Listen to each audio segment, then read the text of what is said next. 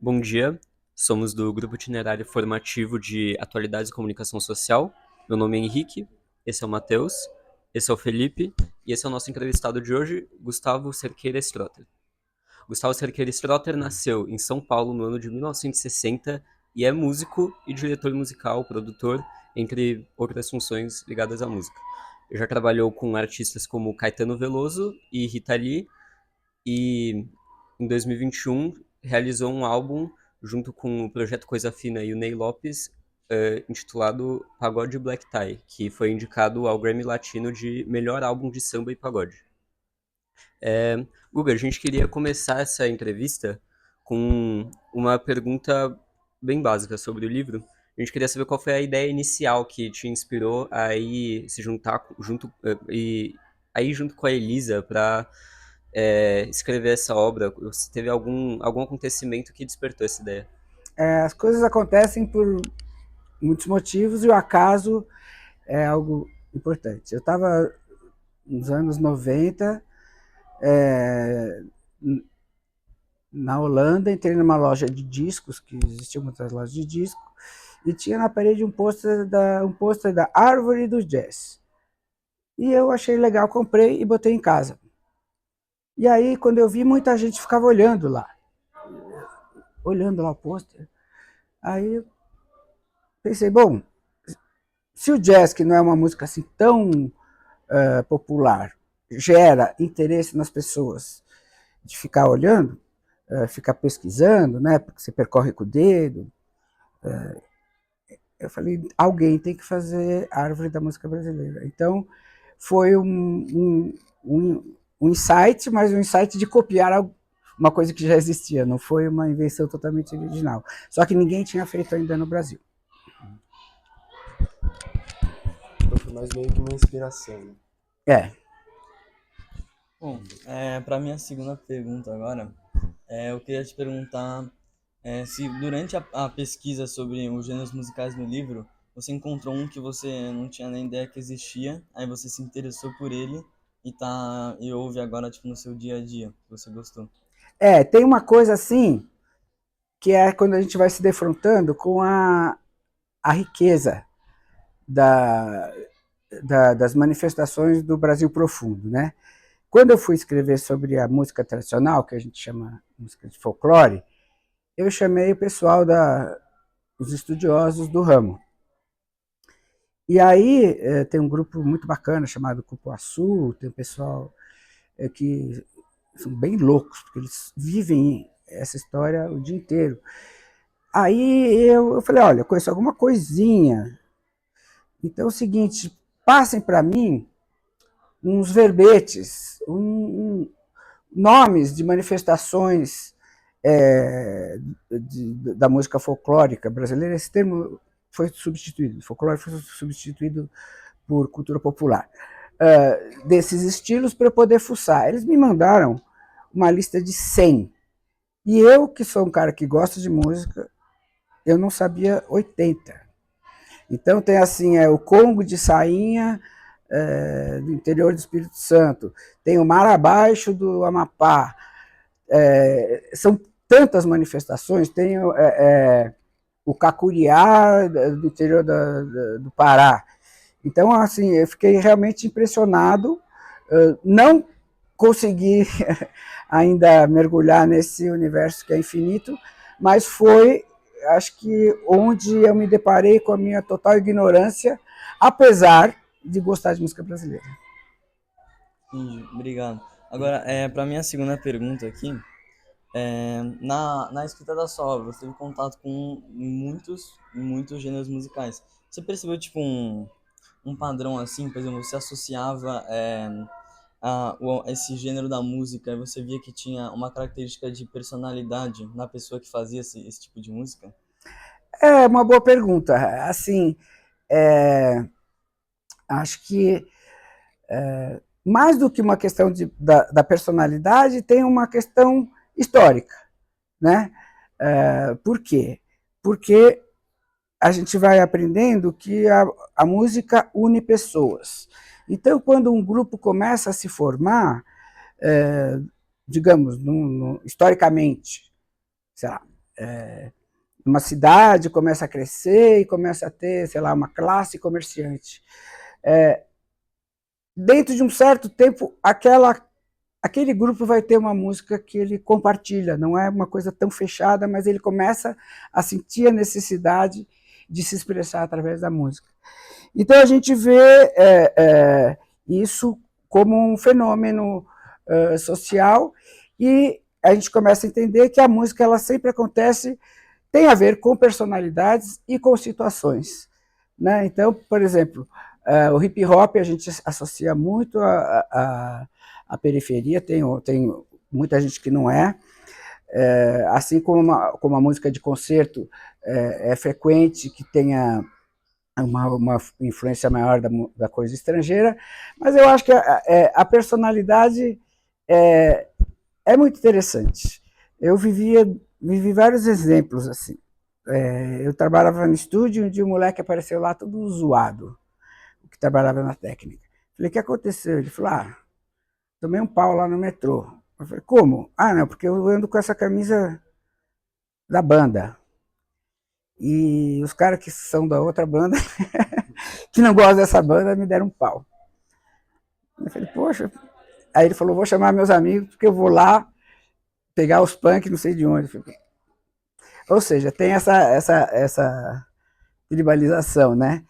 Então, eu acho que tem a ver, assim, a gente vê as personalidades também de acordo com as fases da vida, né? Quando a gente vê meus sobrinhos, todos, numa certa fase, eram roqueiraços, heavy metal, né? Acho que tem a ver com a coisa da adrenalina, tem a ver com a coisa da testosterona, e algumas meninas gostam dos boy bands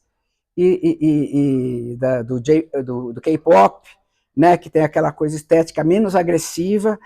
Então, eu acho que assim, tem pessoas com personalidades diferentes, mas durante a vida também, assim, desde a questão hormonal até a questão do nosso desenvolvimento, a gente vai prestando atenção a certos gêneros. Né? Meu pai curtia os boleros, tinha aquela queixa amorosa. Eu era moleque, eu achava aquilo um tédio. Mas agora, depois que você você toma umas cacetadas na vida sentimental, você começa a ouvir e fala, pô, aí tem coisa. Bom, Guga, a árvore em si da música brasileira tem várias ramificações nos seus galhos e diferentes galhos de diferentes estilos musicais. Qual você acha que vai ser o próximo gênero musical que estão sendo estão sendo criados vários gêneros musicais atualmente? Qual que você acha que o próximo que se encaixaria melhor na sua árvore? Olha, o que eu vejo mais do que um gênero, eu vejo uma pulverização, né? Porque assim, enquanto você tinha as gravadoras, você tinha uma loja de discos e aí você tinha lá rock, pop, samba, né? Você tinha as categorizações e você tinha uma orientação muito restrita. O que aconteceu com a internet foi uma pulverização total. Quer dizer, por exemplo, não havia praticamente disco de blues brasileiro, tinha um ou dois. Hoje os músicos de blues brasileiro gravam e eles têm seguidores na Polônia, e eles conversam com os músicos de blues da China, e o hip hop é unânime. Então eu acho que assim, mais do que um gênero, eu acho que a tendência é a árvore fazer assim, explodir num monte de manifestações menos únicas, né? Se teve um tempo assim em que um gênero preponderava, eu acho que a tendência é que convivam muitos gêneros e cada um vai buscar o que gosta, né? Assim, eu vejo muito claro assim na minha infância, a gente ia na escola segunda-feira, ia no intervalo, todos tinham assistido Fantástico. Então o assunto era, você viu aquela matéria de Fantástico? Assim, aí minha filha, não existe isso. Não existe, assim, uma mídia, um assunto. Cada um, ou o seu grupo, faz a sua própria pesquisa, o seu próprio gosto no YouTube, ou onde seja. Então, eu acho que assim, a pulverização é a tendência maior do que algum gênero. Mas eu acho que a cultura assim, do DJ, ele está crescendo muito, porque a gente tem um progresso eletrônico muito grande. Então, o que antes você necessitava fazer com uma sinfônica, hoje você faz no celular. Isso é bom ou é ruim? Não estou entrando nesse mérito. Mas você tem todas as sonoridades disponíveis.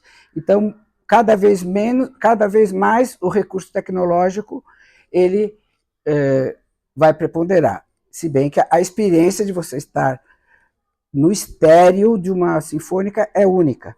Mas a gente sabe que o mundo vai evoluindo e é isso aí, nunca vai parar de evoluir. Sim. Bom, outra pergunta é mais sobre a sua carreira mesmo, que em 2021, como o Henrique falou, você foi indicado ao Grammy Latino de melhor álbum de samba e pagode, com o Ney Lopes e com o Projeto Coisa Fina.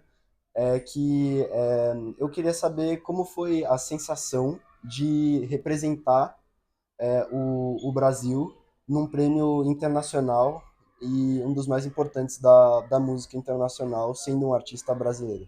Foi muito legal, porque é o seguinte, eu faço vários tipos de música. E como a gente tem uma orquestrinha, o Sesc convidou a gente para tocar no dia 2 de dezembro, é o dia do samba. Então o Sesc faz vários projetos sobre o samba.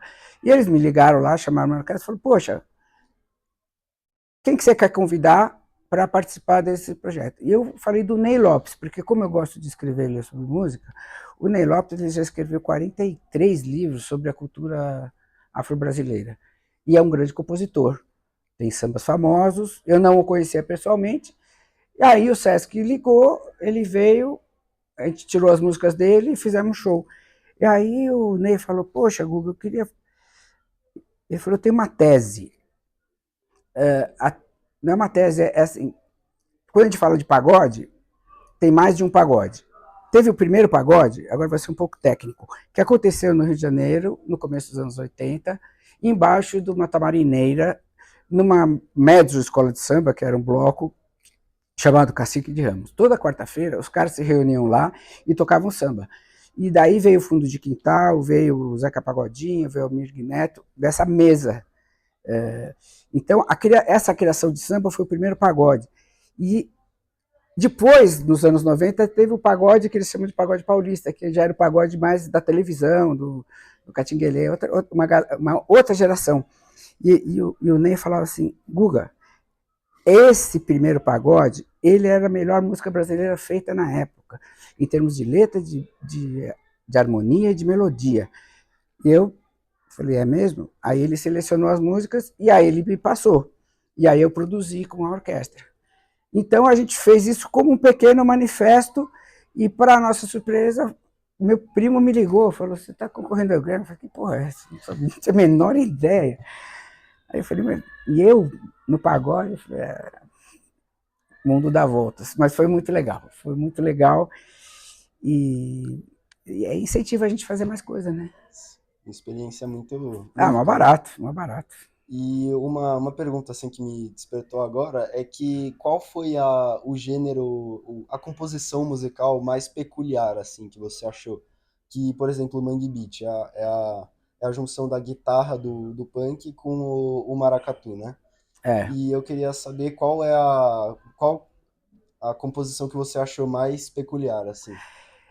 Eu acho que as misturas, quando elas são bem feitas, elas são muito bacanas.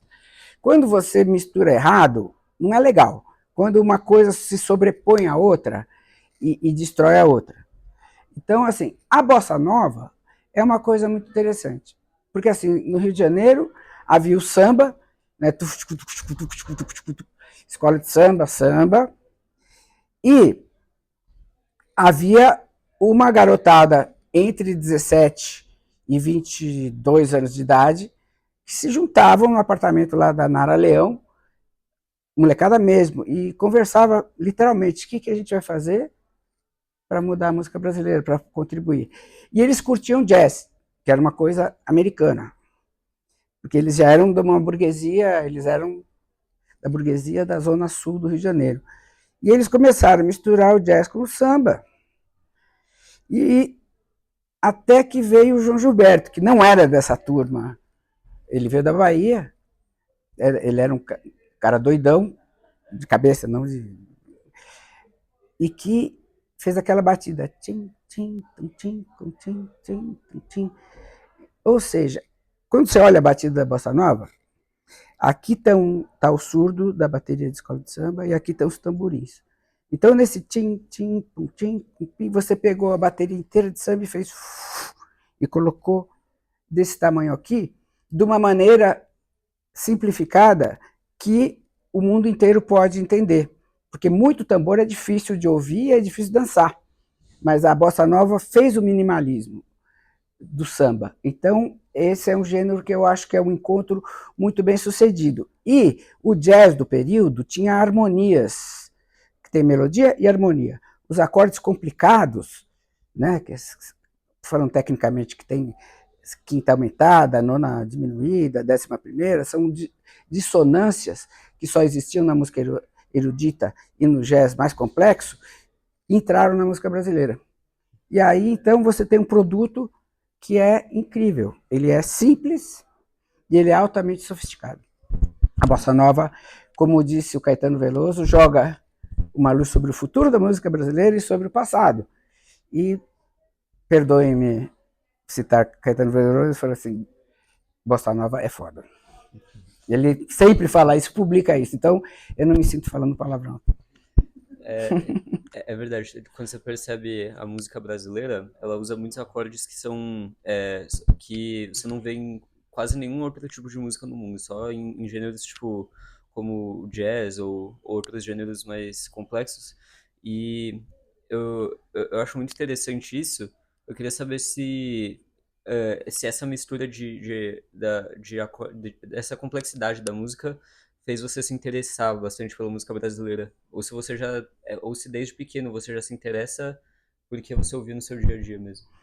Outro dia eu estava vendo uma entrevista de um músico de jazz americano, né? Ele falou, por que você gosta de jazz? Porque ele falou, por um lado, sem ser elitista, que o jazz era uma música de dança, mas ele tem um grau de complexidade. E esse grau de complexidade, se você consegue encarar um grau de complexidade, se vocês forem ler o próprio Cervantes, você vai ler um livro um pouco mais denso, se você ouvir uma música mais densa, e se você observar uma, uma, produto, uma pintura um pouco mais abstrata, você é obrigado a ampliar a sua visão. Então, uma coisa vai refletir na outra. E eu acho que a música brasileira realmente tem isso. Se você for tocar folk, pop, você não vai ter essa riqueza da música brasileira e muito da mineira. O pessoal do Tony Horta, eles têm uma sofisticação que é muito legal. Agora, o que a gente gosta mesmo é quando a sofisticação fica simples, né? Porque se é uma sofisticação gratuita, você não... O que é legal é quando essa sofisticação passa por um poder de síntese, né? Quando você sintetiza aquilo, aquilo começa a ganhar valor. Um exemplo tem nada a ver, mas a cachaça. A cachaça sempre teve cachaça, no boteco era R$1, cachaça. Aí, alguns caras começaram a botar a cachaça direito, lá no interior de Minas, põe num barril de carvalho, não sei o quê, aí a cachaça passa a ser um produto para um paladar mais legal e sem deixar de ser cachaça, né? Então, acho que esse processo é um processo que a música brasileira soube fazer muito bem, de pegar o popular e deglutir e transformar e adquirir tanto a complexidade quanto a simplicidade. Tem que expandir a mente, né, para ver outras Sim. pontos de vista de música e É isso. Vocês têm mais alguma pergunta? Não? Acho que não. Então, muito obrigado, Guga, pelo seu tempo, pela sua atenção aqui, por responder às nossas perguntas e é uma honra conversar com você. Henrique, Matheus e Felipe, tomara que vocês ganhem uma nota alta. Obrigado. Valeu, Guga.